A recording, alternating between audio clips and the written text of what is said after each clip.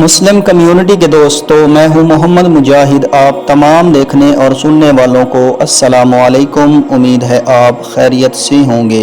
دوستوں، قوم عاد ایک ایسی قوم تھی جو بڑے طاقتور تھے۔ 40 ہاتھ جتنا قد، 800 سے 900 سال کی عمر، نہ بوڑھے ہوتے نہ بیمار ہوتے، نہ دانت ٹوٹتے نہ نظر کمزور ہوتی، جوان تندرست و توانا رہتے۔ بس انہیں صرف موت آتی تھی اور کچھ نہیں ہوتا تھا۔ ان کی طرف اللہ تعالیٰ نے حضرت ہود علیہ السلام کو بھیجا۔ انہوں نے ایک اللہ کی دعوت دی، اللہ کی پکڑ سے ڈرایا، لیکن یہ نہ مانے۔ انہوں نے الٹا حضرت ہود علیہ السلام کو برا بھلا کہنا شروع کر دیا۔ انہوں نے شرک، ظلم اور گناہوں کے طوفان سے معاذ اللہ کو للکارا۔ تکبر اور غرور میں بدمست بولے، کوئی ہے ہم سے زیادہ طاقتور تو لاؤ نا، ہمیں کس سے ڈراتے ہو؟ اللہ نے قحط بھیجا، بھوک لگی، سارا غلہ کھا گئے، مال مویشی کھا گئے، حرام پر آ گئے، چوہے بلی کتے کھا گئے، سانپ کھا گئے، درخت گرا کر اس کے پتے بھی کھا گئے، بھوک نہ مٹی، نہ بارش ہوئی، نہ قطرہ گرا، نہ غلہ اگا۔ پھر تنگ آ کر اپنا ایک وفد بیت اللہ بھیجا۔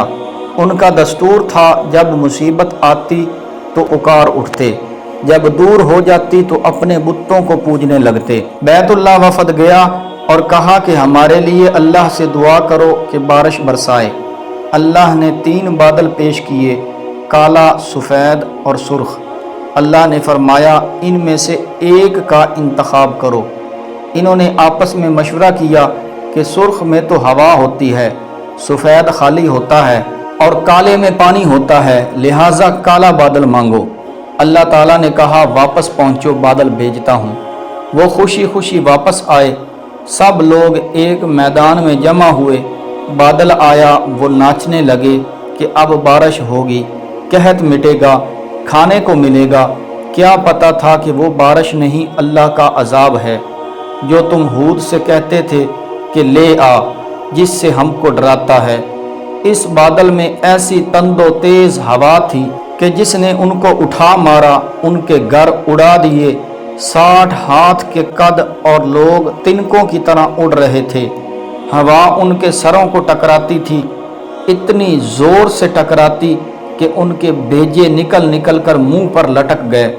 بعض لوگ بھاگ کر غار میں گھس گئے کہ یہاں تو ہوا نہیں آ سکتی، مگر میرے رب کا حکم ہو کر رہتا ہے۔ ہوا غار میں بگولے کی طرح داخل ہوتی اور ان کو باہر اٹھا کر پھینک دیتی۔ اللہ نے فرمایا فَهَلْ تَرَىٰ مِن بَاقِیَةٍ، کیا کوئی باقی بچا ہے؟ اللہ تعالیٰ نے ان کو ہلاک کر کے دکھایا کہ جب تم اللہ کی اور اس کے رسول کی نافرمانی کرو گے، اللہ تم پر ایسی جگہ سے عذاب بھیجے گا جہاں سے گمان بھی نہ ہوگا۔ دوستو، سوچنے والی بات یہ ہے کہ جو گناہ قوم عاد نے کیا، کیا وہ ہم نہیں کر رہے؟ کیا ہم اللہ کی حدوں کو پار نہیں کر رہے؟ اس لیے ہمیں توبہ کرنی چاہیے، اللہ سے ڈرنا چاہیے اور قرآن پاک کی تلاوت کرنی چاہیے۔ جن گناہوں کو ہم معمولی سمجھتے ہیں، اللہ نے ان گناہوں پر پوری قومیں زمین بوس کر دی ہیں۔